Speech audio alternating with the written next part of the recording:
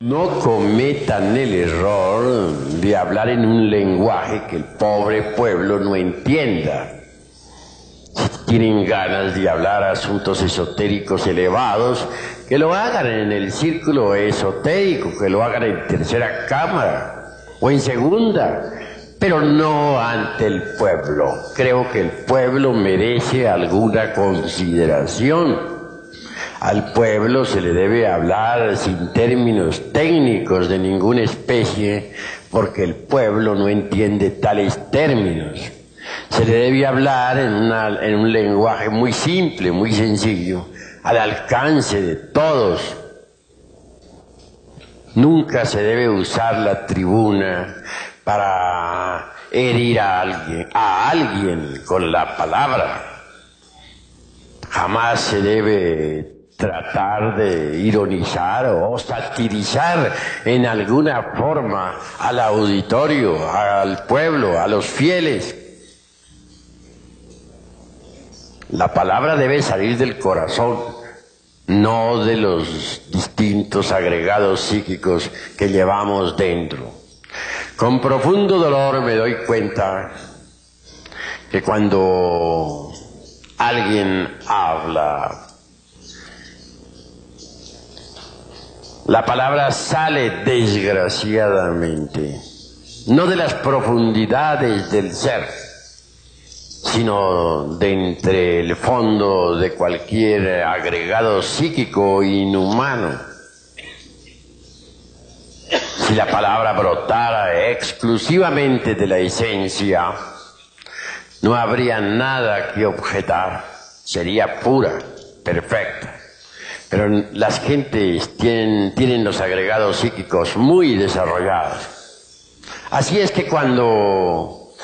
muchos sacerdotes gnósticos o directores de santuarios en general, cuando se dirigen a la Grey, lo hacen casi siempre con el propósito secreto de lanzar alguna ironía contra alguien, de humillar a alguien, de insultar a alguien, etc. Es decir, no nace la palabra de la esencia pura, no brota del ser, surge de entre cada botella, deviene de entre el fondo de algún yo, y por ello no es espontánea, no es pura, no produce un efecto creador. Por lo común, la palabra que los sacerdotes gnósticos pronuncian tiene origen entre las entrañas de tal o cual agregado psíquico, ya sea este de envidia, ya sea de ira, ya sea de amor propio, ya sea de orgullo, de egoísmo, de autosuficiencia, de autoimportancia, de engreimiento, de ambición, etcétera. Mas nunca con dolor veo que surja la palabra espontánea, brotada de entre las entrañas del ser, y esto es lamentable. Cuando la palabra surge de entre las profundidades del ser, está llena de plenitud y de belleza interior. Mas cuando la palabra surge de entre las entrañas de tal o cual agregado psíquico, está condicionada por el mismo, no tiene elasticidad, no tiene ductibilidad, no goza de plenitud, no es íntegra y produce en el ambiente discordias, problemas de toda especie. Los devotos concurren al rito, concurren al lumicial para recibir un bálsamo de consuelo en su adolorido corazón. Mas si se le da a los devotos, en vez de miel, hiel, ¿qué alivio podrían tener? ¿Cómo haríamos para que progresara el movimiento gnóstico cristiano universal? Si proseguimos con esa conducta, esa tendencia que tienen unos y otros hermanos a reaccionar, me parece horripilante, absurda. No son dueños de sus propios procesos psicológicos. Si se les puya, reaccionan. Siempre reaccionan ante todo. No olviden ustedes que en el mundo vivimos y que hay 3 clases de alimento para uno. El primer alimento, ya lo conocen ustedes, la comida. Es el menos importante, parece increíble, pero así es. Prueba de que es el menos importante es que uno puede vivir sin comer muchas veces hasta un mes. Mahatma Gandhi duraba hasta 3 meses sin comer. Ese alimento entra por la boca y va al estómago. La segunda clase de alimento es el aire, la respiración. Se relaciona con las fosas nasales y los pulmones. Difícilmente podríamos vivir siquiera 4 o 3 minutos sin respirar. La gente dura normalmente 1 minuto sin respirar y luego viene un síncope. Gracias a un entrenamiento, por ejemplo, podría uno llegar hasta 2 y 3 minutos, o a 4, que ya sería el máximo de los máximos. Pero son pocos, ¿no? O raros los que llegan a poder vivir 4 minutos sin respirar.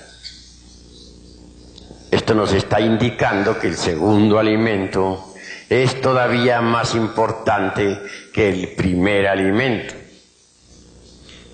Por último viene el tercer alimento, que es aún más importante. Quiero referirme en forma enfática a las impresiones. Si la comida no lograra impresionar el organismo humano, pues jamás nos alimentaríamos, no funcionaría el óvulo intestinal, el estómago en general, moriríamos. Si el aire no lograra impresionar los pulmones y la sangre, pues de nada serviría el aire. Así, mis queridos hermanos, este tercer alimento es más importante porque nadie podría existir, ni siquiera un solo segundo, sin el alimento de las impresiones. Ahora bien, todo alimento necesita pasar por una transformación. El alimento relacionado con el estómago, o sea, la alimentación, necesita pasar por una transformación. Esta transformación es factible gracias al sistema digestivo. El alimento relacionado con la respiración tiene como vehículo de transformación a los pulmones. Pero para el tercer tipo de alimento no hay un órgano especial. No hay estómago ni hay pulmones que valgan. Hay que crear ese tercer órgano. Todo lo que nos llega a la mente viene en forma de impresiones. Ustedes me están escuchando aquí, ven un hombre que les está hablando a través de un micrófono, y esto todo es un conjunto de impresiones que llega a la mente.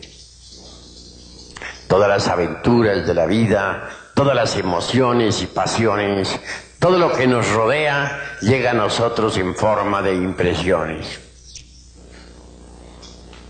El aire se transforma mediante los pulmones. La comida se transforma mediante el estómago.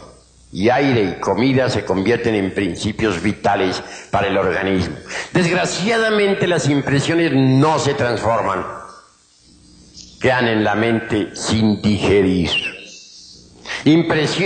Las impresiones sin digerir se convierten en nuevos agregados psíquicos, es decir, en nuevos yoes. Y eso es gravísimo. Hay que digerir las impresiones. ¿Cómo? Reflexionemos un poco. Mediante la conciencia superlativa del ser. Normalmente las impresiones llegan a la mente y la mente reacciona sobre las impresiones. Si alguien nos insulta, reaccionamos con ganas de vengarnos. Si alguien nos ofrece una copa de vino, reaccionamos con ganas de beber. Si una persona del sexo opuesto nos tienta, pues sentimos ganas de fornicar. Pero siempre reaccionamos ante los impactos del mundo exterior.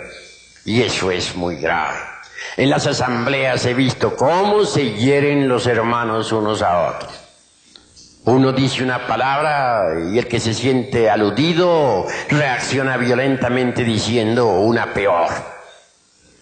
A veces lo que dice no es demasiado grosero, se vuelve sutil, muy decente y acompañado de una sonrisa, pero en el fondo lleva el veneno espantoso de la reacción violenta. No hay amor entre los hermanos. Se han olvidado de su propio ser y solo viven en el mundo del ego, en el mundo de las reacciones. Cuando uno se olvida de su propio ser, reacciona violentamente. Si uno se olvida de su propio ser en presencia de una botella de vino, resulta borracho. Si uno se olvida de su propio ser en presencia de una persona del sexo opuesto, resulta fornicando. Si uno se olvida de su propio ser interior profundo en presencia de un insultador, resulta insultando. Lo más grave en la vida es olvidarse de sí mismo. Así que es necesario transformar las impresiones, y eso solamente es posible interponiendo entre las diversas vibraciones del mundo exterior y la mente, la propia conciencia. Cuando uno interpone entre las impresiones y la mente eso que se llama conciencia, es obvio que las impresiones se transforman en fuerzas y poderes de orden superior. Normalmente las impresiones están constituidas por un hidrógeno muy pesado, el hidrógeno 48. Cuando uno interpone entre las impresiones y la mente la conciencia, el hidrógeno 48 se transforma en 24, que sirve para el alimento del cuerpo astral. A su vez, el excedente del 24 se transforma en hidrógeno 12, que sirve para el alimento del cuerpo mental. Y por último, el hidrógeno 12, el excedente, repito, se transforma en hidrógeno 6, que sirve para el alimento del cuerpo causal. Pero si uno no transforma las impresiones, estas se convierten en nuevos agregados psíquicos, en nuevos yoes. Así que debemos transformar las impresiones mediante la conciencia. Es muy fácil interponer la conciencia entre la mente y las impresiones, entre las impresiones y la mente. Para recibir las impresiones con la conciencia y no con la mente, solo se necesita no olvidarnos de sí mismos en un instante dado. Si alguien en cualquier momento nos está hiriendo con la palabra, no debemos olvidarnos de nuestro propio ser. No debemos permitir que la mente reaccione.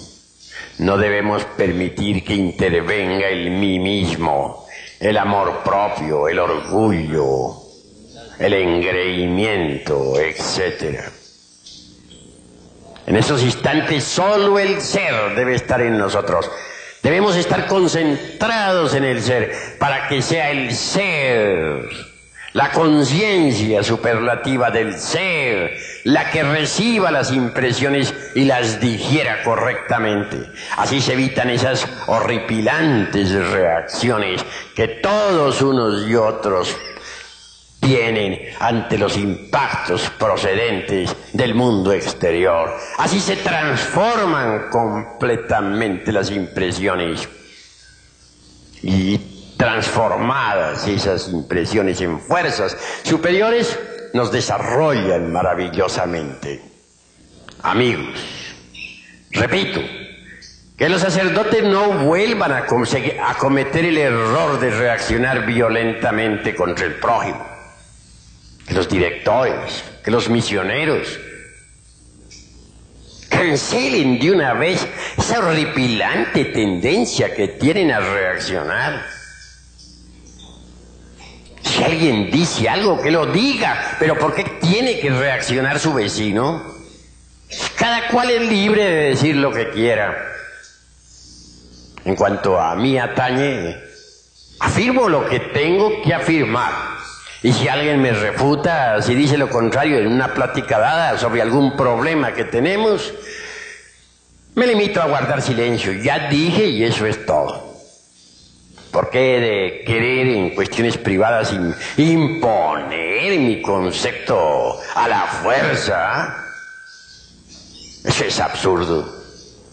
Eso de querer nuestra opinión o imponer nuestra opinión a la brava no es sino el resultado de las reacciones. Es la reacción misma del ego, de la mente. Y resulta abominable ese proceder que ha formado terribles problemas en todo el movimiento gnóstico internacional. Por aquí, por allá y acullá se utiliza el púlpito para insultar, para herir, para agredir con la mente, con la palabra a otros. Y todo eso está produciendo confusión en el movimiento gnóstico internacional. Hasta aquí mis palabras.